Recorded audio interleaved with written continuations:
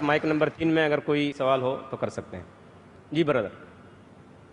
السلام علیکم ڈاکٹر ذاکر نائک صاحب. میرا نام نیلیش آمبور ہے, میں اورنگ آباد سے آیا ہوں.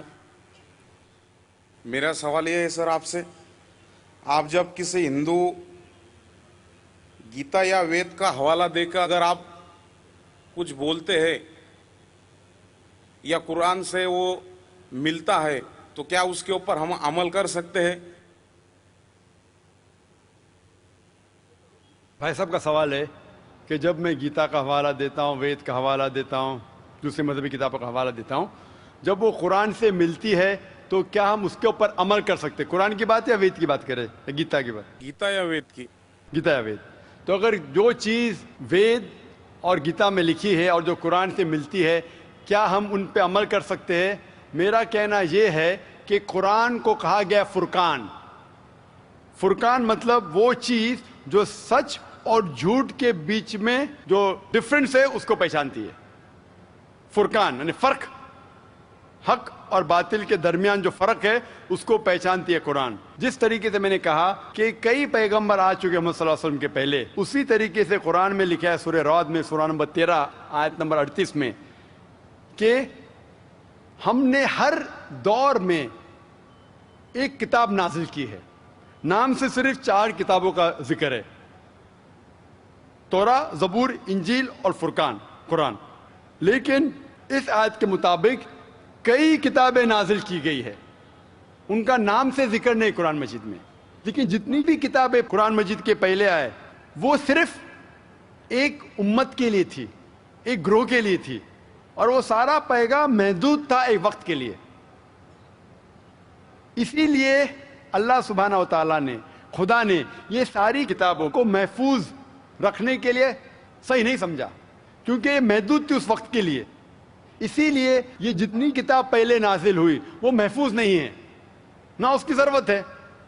لیکن کیونکہ قرآن مجید آخری کلام ہے اللہ سبحانہ و تعالیٰ کا, اسی لیے اللہ سبحانہ و تعالیٰ خود کہتے ہیں سورہ ہجر میں سورہ نمبر 15 آیت نمبر 9 میں کہ ہم نے اس قرآن مجید کو نازل کیا ہے اور ہم اس کی حفاظت کریں گے.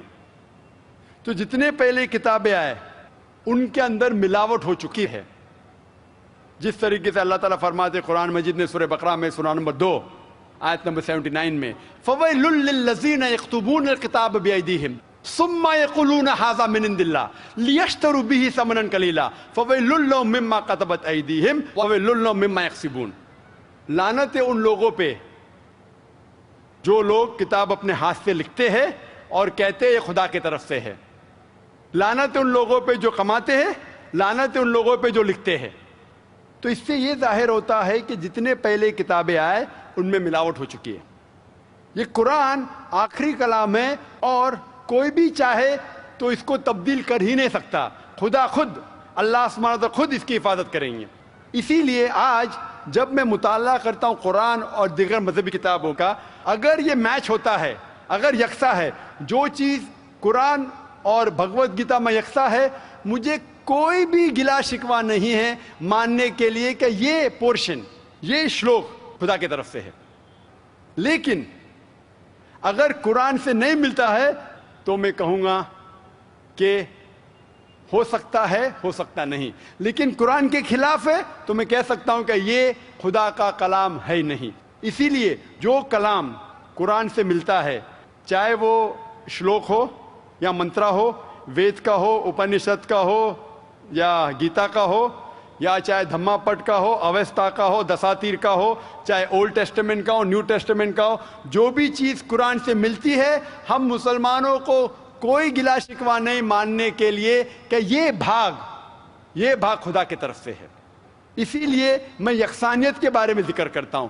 تو آپ کے لیے بھی میں کہتا ہوں کہ جو اختلاف کی بات ہے اسے چھوڑ دو, جو یکسانیت کی باتیں ہے, جو آپ کے کتاب میں لکھا ہے, ویدا میں لکھا ہے, پرانا میں لکھا ہے کہ آخری پیغمبر محمد صلی اللہ علیہ وسلم میں, تو آپ کے لیے فرض ہے کہ آپ بھی اس آخری پیغمبر میں مانیں. تو آپ آخری پیغمبر میں مانتے, آپ کی وید میں مانتے, ہو مانتے ہیں, آپ پرانا میں مانتے ہیں, ہو مانتے. تو میرے تقریر میں نے اتنے بار کہا اور اتنے حوالے دیا کہ آپ کے مذہبی کتابوں میں لکھا ہے کہ محمد صلی اللہ علیہ وسلم انتم رشی ہے. آپ کل کی پرانا پڑھیں گے تو ان کے والد کا نام لکھا ہے وشنو یاس عبداللہ، ان کے والدہ کا نام لکھا ہے سمتی آمنہ. وہ کہاں پیدا ہوئیں گے؟ سنبالا میں، مکہ میں. وہ چیف آف سنبالا میں، قریش کے خاندان میں. ساری چیزیں میں نے کہا. تو اب آپ مانتے ہیں کہ آخری پیغمبر محمد صلی اللہ علیہ وسلم ہے؟ ہو مانتے ہیں نا. ماشاء اللہ.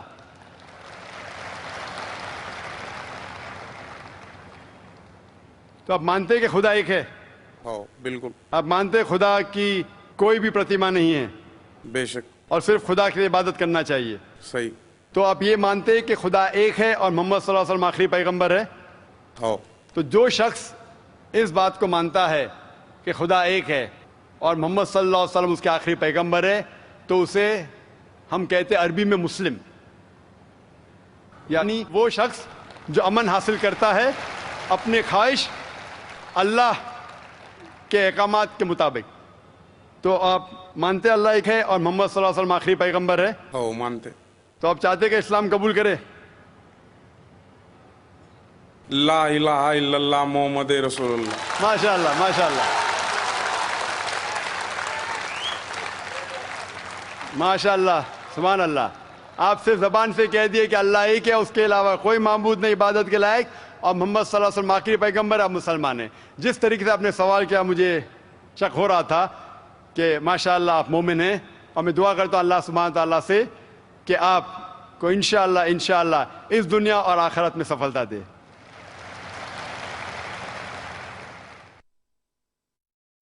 ہے آیا یورش تاتار کے افسانے سے، پاسباں مل گئے کعبے کو صنم خانے سے.